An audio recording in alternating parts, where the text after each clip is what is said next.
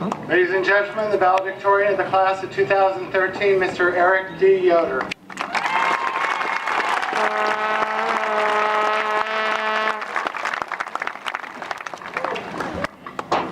My apologies in advance, this is probably going to be a little bit longer. Sorry. Good evening, ladies and gentlemen, friends and family, teachers, students, and most of all, graduates of the class of 2013. When my name was called Sunday afternoon as valedictorian, naturally, I was pleasantly surprised. It soon hit me, though, that I had the responsibility of delivering a memorable and apparently life-changing speech the night of commencement, and I had less than 1 week to write it. What advice can I give to my fellow graduates, I thought.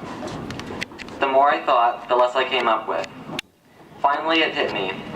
I'm 18 years old, I have little life experience, there is little advice to give. So rather than me standing here in this unbearable heat, spouting my own life story and ideas, in these robes that make me look like a Gryffindor right out of Harry Potter, I will give to you, the class of 2013, the advice that I learned from others. On the first day of school, many years ago, we all opened up a book. A seemingly blank book.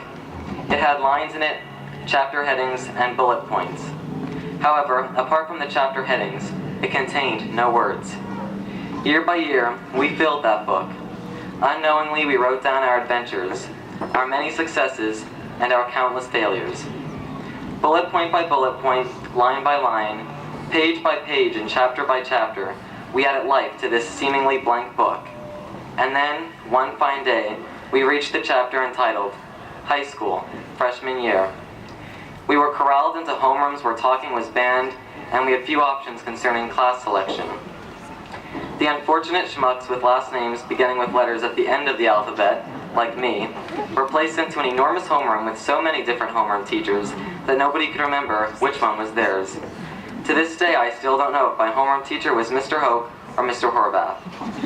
Luckily enough, my mom always seemed to know. Which leads me to my first piece of advice. Thank your parents and listen to their advice. Chances are you got here tonight in part from the help of your parents. So thanks to my mom and dad, especially my mom, who had to put up with a lot, but always seemed to handle it with such effortless ease.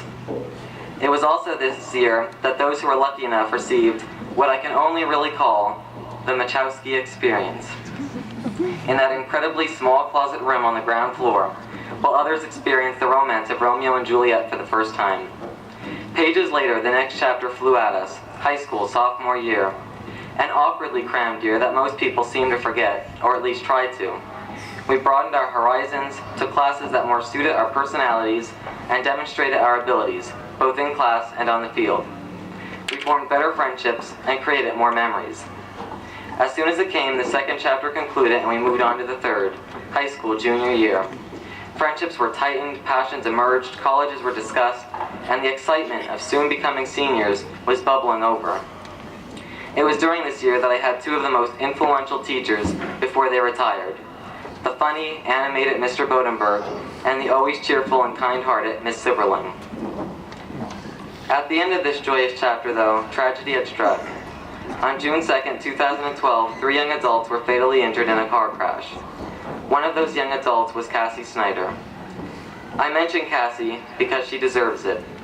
I can honestly say that I wouldn't be standing here tonight without her friendship and guidance, both in life and beyond. Her book was cut short, mid-page, but I can guarantee its pages were more full and lively than most of ours. And that leads me to the advice that she gave me. Live life to the fullest. Don't look back and regret the chances you never took. Take a leap of faith and go for it. Summer passed, wounds were covered with scar tissue, but never fully healed, and before we even knew it, the chapter, high school senior year, hit us. By this point, most of us had received our dose of Mr. Sterner. He is one of those teachers where students are incredibly bipolar towards. One day, he is the most beloved teacher of all time, and the next he is the most disliked man in the school. Those days usually came after one of his infamous quests. I always knew if his quest was going to be hard or not based on the previous period if they came out of class, crying and looking absolutely horrified. Most of us took a science class with Mr. Portland, where we listened to spring peepers and watched Mr. Portland get really excited over reptiles and amphibians. We all had economics and government, where Mr. Merrick taught us the ins and outs of money and politics. Those who took AP government had the infamous Pam Delenik. Her name became so popular that Tucker decided to set it as Annalise's password on the e-Congress website we used in class. Our class, along with Mrs. Delenik, was delighted and decided it was the best password ever created. They say that good judgment comes from experience, and that experience comes from bad judgment. And boy, has there been some bad judgment in high school. I think if we'd look back, we'd all see mistakes that we made. Mistakes that we can learn from. Like trying to do hundreds of vocab words the night before they're due will lead to a night of no sleep. Or basing your IRP on Spark Notes instead of just reading the book is generally not beneficial. Or wearing blue and white on a Friday during football season will usually lead to some sort of trouble. All mistakes that most people have made, perhaps more than they're willing to admit. But they were mistakes made in a caring environment, and whenever we screwed up, there was a chance for a redo. Life is not as forgiving, so remember those mistakes recorded in your book, and learn from them. After all, as Thomas Edison learned when creating the light bulb, I have not failed, I've just learned 10,000 ways that won't work. With failures and mistakes, though, comes success. Abraham Lincoln once said, "Don't worry when you are not recognized, but strive to be worthy of recognition." I think that many of the students of our class fit this quote and have, in fact, strived to be worthy of recognition. We have the best of the best, from scholars to athletes, from the brilliant mathematicians like Dominic Dorenzo and Kevin Wang, to the brainy science kids like Nick Mensch, to the artists like Katie Burke and Molly Zweibel, to the pubbers like Nikki Stevens and Tori Saunders, to the talented band members like Shamira Watkins and Caitlin Goodman, to the outstanding drama performers like Jacob Turkanish and Tyler Pangonis, to the achieving athletes like Cody Wood, Bailey Roos, and Daniela Woski, among countless others I simply don't have time to name. Each unique, making our class highly diverse. But in one way or another, we have all succeeded at something, and while at Pottsville High, we found what we were good at and what we have a passion for. But tonight, we now close that book, stored on a bookshelf to be remembered, but never to be repeated. Perhaps Nick Carraway said it best in The Great Gatsby: "You can't repeat the past." No longer will we be able to repeat high school or go back into that book we carried with us for so many memorable years.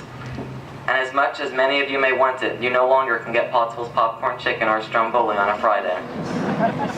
After all, every story has an end. But in life, every end is just a new beginning. So when that diploma is handed to you, so is a new book. A truly blank book. It's not like the last one. There are no lines to keep you on track. There are no bullet points to show you where to write. There are no headings and chapters to show you where you should be. There is nothing. Nothing but an endless amount of blank sheets of paper staring at you.